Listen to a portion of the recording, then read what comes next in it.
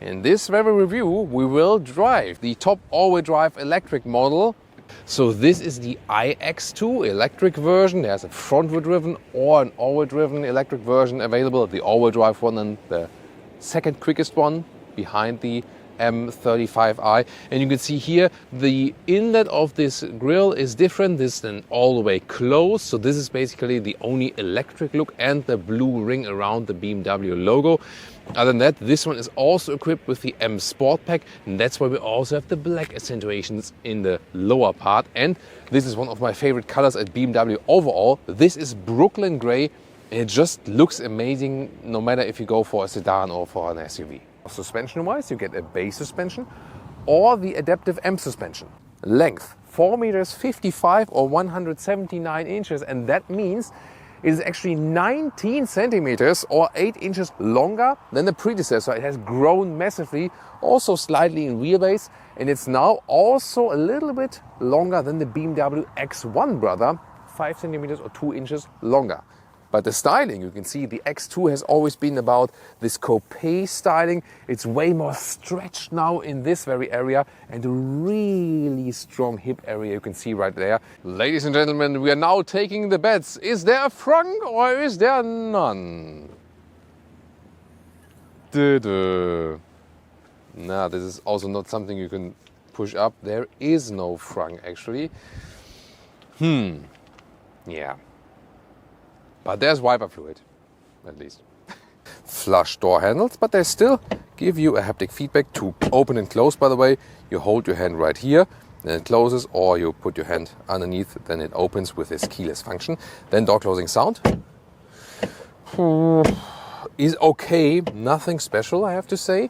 This is the EV, but this is not connected. You can get this interior here for all BMW X2 versions, and these here are the black Veganza seats, so it's the high-grade leatherette material, also with perforation, and usually the fabric or the microfiber is softer, but in this case here actually the surface is softer, and I have to say that this seat then here is more comfortable than the microfiber seat we have in the M350i. But you can go for this one here also in other versions and so on.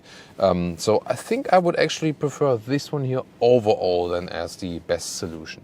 And on the dashboard you have this structure in here. It's also soft touch, also pretty cool.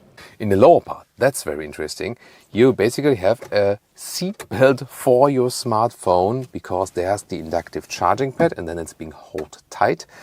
And also on the back part there are cooling holes that it doesn't overheat. Just see the cup holders, they are not adaptive, and then this is happening. So yeah, they need to fix this. And I wondered, what am I supposed to put in here? Well, obviously not a smartphone, maybe a handkerchief. So navigation system, this is the car internal one. You can see it's actually quite responsive. This is OS.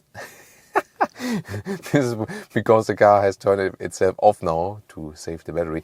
This is OS 9 now actually, so a new software version for that.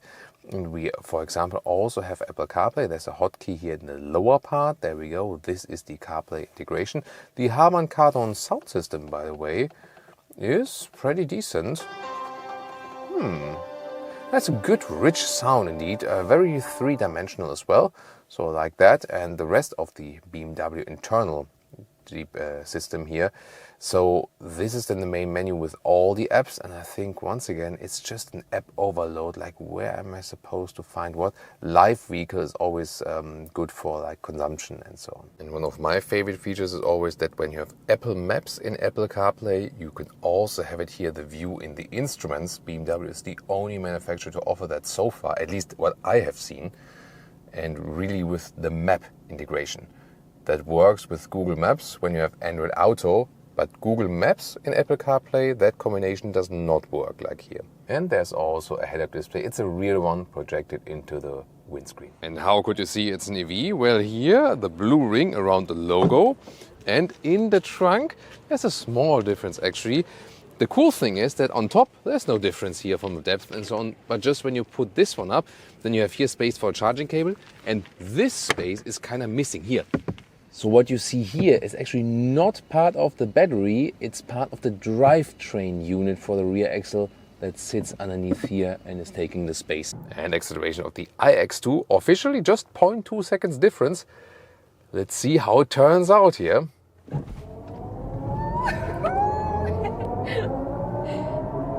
Plop, that's 90. Woo! I heard the Leah meter was going a little bit further this time in the electric version. I mean, it's it's weird, right? The M35i, it sounded, of course, more extreme in a way. But here, it felt quicker, right? Yeah. Yeah. Although it is not really quicker, you know, at least on paper. Maybe we check the time codes, but it should be more or less. Boost is like... Yeah, I think it's especially because the electric boost is like from the get-go, you know, and then the combustion engine catches up. But like from zero, like sprinting forward, that's why you have the instant torque. So performance-wise, it is not lacking anything here. There is this all-wheel drive version for the electric drivetrain, then there's the front-wheel drive version only with a little bit less power, of course. That is possible too.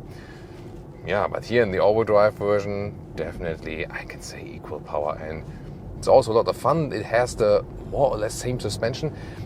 They didn't tune it to the very stiff mode they did for the M35i. So here they drawn the suspension, let's say, a little bit back. So they already have the adaptive M suspension here, both front axle with the frequency adaptive dampers, not to be adjusted here.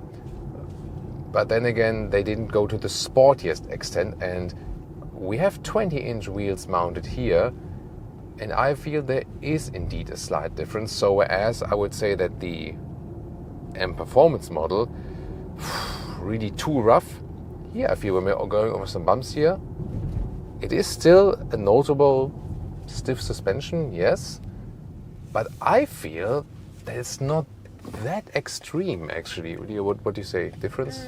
Yeah. You feel it too?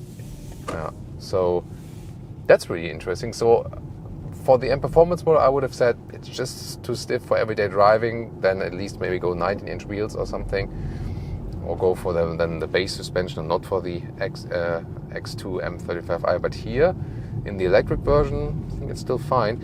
It might also have to do with, think about, there is added weight here due to the battery, and then of course when you have more weight, it kind of automatically puts more pressure on the dampers, which could be better than for the comfort in this case, you know what I mean? From the driving agility, low center of gravity also with the battery, and it's really cool. So yeah, the 35i feels maybe a little bit more engaging, but here is also really nice and agile. You could out of the corners really quickly. That instant torque is something also where I could say accelerating out kind of feels even sportier. Of course, this sensation of sound is stronger with the M35i. Yeah, it's sorry about it. It's a very complicated name, isn't it? But here, wow, that instant torque is really sensational. Wow. Really cool. So you can have at least as much fun here with the electric version. Oh, you can see here from the GPS also this augmented reality camera view. Two more things EV related. First of all, to the recuperation.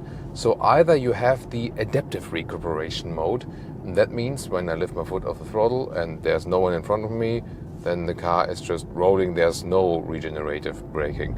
However, when I get closer to a vehicle in front of me, then there is recuperation, and I really feel that. The good thing is, it is adaptive according to the situation. The bad thing is not as predictable. Here, for example, now there's strong recuperation. I didn't use the brakes, and it's just adaptive. When I was freeway, nothing at all. To make it predictable and always hard regenerative braking, sorry about that, then here you go here to the B mode using the shifting pedal, and then lift my throttle foot here off, then it's always hard recuperation actually. And this is more predictable. Then again, it might put some more stress on the passenger. So this is always the thing to consider with electric. You have to be really gentle with your foot. With recuperation with the brake pedal itself, this is also kind of hard because this brake blending is not working perfectly. So I'm slightly on the brake pedal, not much is happening. When the real brakes set in, then it's a stronger braking, so you also need to get a feeling for that. When you're here in the driving settings, you have to know that you can still click this one and then go deep in the menu and switch from adaptive to low, moderate or high, and then it stays at, for example, a low recuperation level. However, it's always being reset again when you start the vehicle the next time. Second thing I want to talk about is here when I put these driving mode selection. There's the driving mode selection here and the second button for driving settings, and here I can deactivate or activate iconic sounds, and especially in the sport mode. You heard it earlier when I'm in the sport mode here. So, but I can also just turn it off like here, and then there's when I'm on the throttle, nothing, completely silent. So you can choose that if you want to have that or not. I think it's good that you have the choice, because some might find it cool, some might just find it annoying. So that's about the EV specific facts. But I have to say, overall, what is trim related, what is powertrain related? Trim related, that these seats here are more comfortable. So go for these Veganza seats here. Also, in favor of the microfiber seats, for example. They are here just most comfortable seat form and also from the surface. And then suspension here is a little bit better in the EV version. It might be also better or good in the diesel or in the smaller petrol engine. Cannot comment on that yet, but definitely when we compare the M35i against here the all-wheel drive iX2, this one here is the better ride. It feels like it would be more suitable to the vehicle. Yes, the M35i drives also excellent, no doubt about that, but this one here just feels better. It is as sporty, at the same time a little bit more comfortable, just feels as it would be the better overall package. But then again, the alternative would also be going for maybe the 3-cylinder petrol engine or the diesel or whatever, whatever suits your lifestyle best, because here aren't we limited with the range. So the recharging is somewhat limited at 130 kilowatt peak, means 10 to 80% state of charge, 29 minutes for fast charging. But what about the range here of the iX2 today? Well, as for the efficiency, it was quite good in good conditions. 16 kilowatt hours on 100 kilometers. That's close to 4 miles per kilowatt hour. However, with more motorway mix in there, we rather got to 18, 19 kilowatt hours on 100 kilometers. That's more like 3.5 miles per kilowatt hour. So overall, that means in good conditions and with not too much high speed, we are at around 400 kilometers or 250 miles of real world range.